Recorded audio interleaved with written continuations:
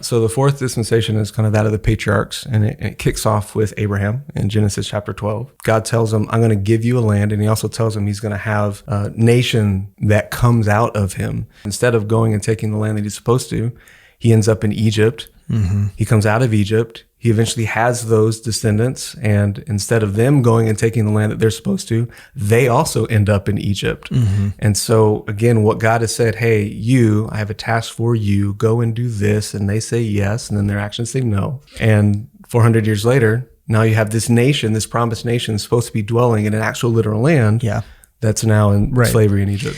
At the center of this dispensation is the Abrahamic covenant. Yeah. And from the Abrahamic covenant, we get a lot of our perspectives, scriptural perspectives on who the nation of Israel is supposed to be, what they're supposed to do, what they're supposed to be looking for. Compare that prophetically as we move throughout time and throughout scripture.